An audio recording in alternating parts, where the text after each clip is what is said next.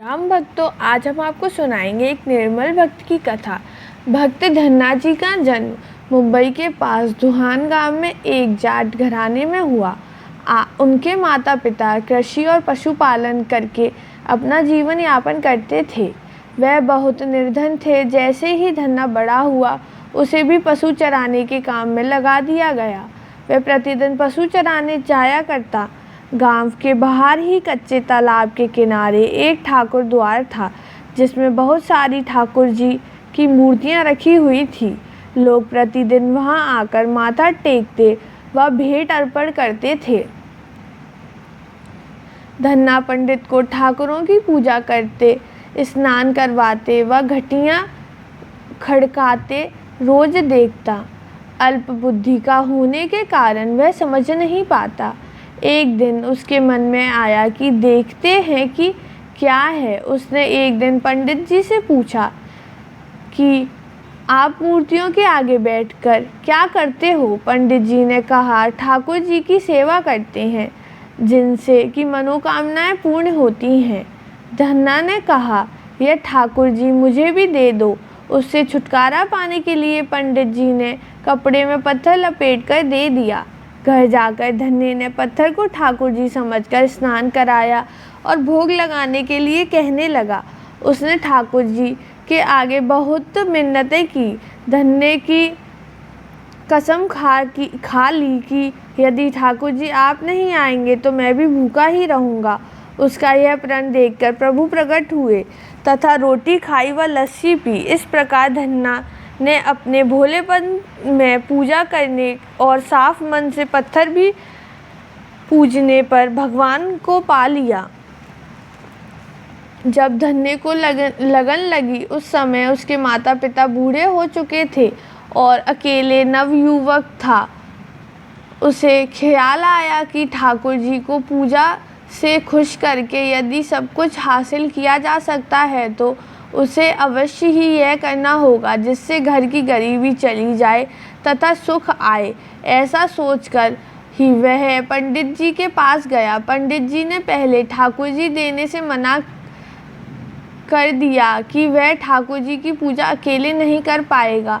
दूसरा, तुम अनपढ़ हो। तीसरा, ठाकुर जी मंदिर के बिना कहीं नहीं रहते और ना ही प्रसन्न होते, इसीलिए तुम जिद मत करो और खेतों की संभाल करो। ब्राह्मण का धर्म है पूजा पाठ करना, जाट का कार्य है अनाज पैदा करना। परंतु धन्ना टस से मस न हुआ। अपनी पिटाई के डर से पंडित ने जो सालिग्राम मंदिर में फालतू पड़ा था उठाकर धन्ने को दे दिया और पूजा पाठ की विधि भी बता दी। पूरी रात धन्ने को नींद न आई। वह पूरी रात सोचता रहा कि ठाकुर जी को कैसे प्रसन्न करेगा और उनसे क्या मांगेगा।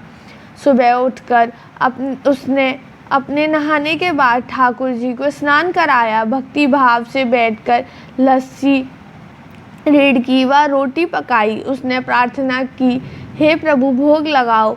मुझ गरीब के पास रोटी लस्सी और मक्खन ही है और कुछ नहीं है। जब और चीज़ें दोगे तब आपके आगे रख दूंगा। वह बैठा ठाकुर जी को देखता रहा। अब पत्थर भोजन कैसे करे? पंडित तो भोग का बहाना लगाकर सारी सामग्री घर ले जाता था, पर भले बालक को इस बात का कहाँ ज्ञान था। वह व्याकुल होकर कहने लगा कि क्या आप जाट का प्रसाद नहीं खाते? दादा तो इतनी देर नहीं लगाते थे। यदि आज आपने प्रसाद न खाया तो मैं मर जाऊंगा, लेकिन आपके बगैर नहीं खाऊंगा। प्रभु जानते थे कि यह मेरा निर्मल भक्त है, छल कपट नहीं जानता। अब तो प्रकट होना ही पड़ेगा। 1 घंटा और बीतने के बाद धन्ना क्या देखता है कि श्री कृष्ण रूप भगवान जी रोटी मक्खन के साथ खा रहे हैं और लस्सी पी रहे हैं। भोजन खाकर प्रभु बोले, धन्ना जो इच्छा है मांग लो, मैं प्रसन्न हूँ।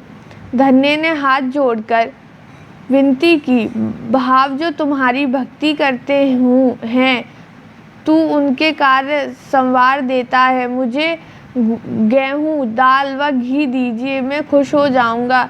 यदि जूता कपड़े 7 प्रकार के अनाज, गाय या भैंस, सवारी करने के लिए घोड़ी तथा घर की देखभाल करने के लिए सुंदर नारी मुझे दें। धन्ने कि यह वचन सुनकर प्रभु हंस पड़े और बोले, यह सब वस्तुएं तुम्हें मिल जाएंगी। प्रभु बोले, अन्य कुछ? प्रभु, मैं जब भी आपको याद करूं आप दर्शन दीजिए, यदि कोई ज़रूरत हुई तो बताऊंगा। तथास्तु, भगवान ने उत्तर दिया। हे प्रभु, धन्ना आज से आपका आजीवन सेवक हुआ।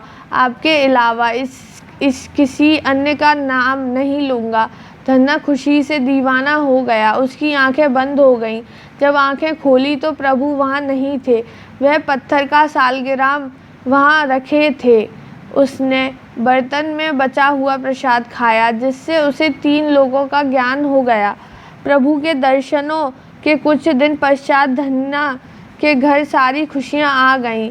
एक अच्छे अमीर घर में उसका विवाह हो गया। उसकी बिना बोई भूमि पर भी फसल लहराने लगी। उसने जो जो प्रभु से मांगा था उसे सब मिल गया।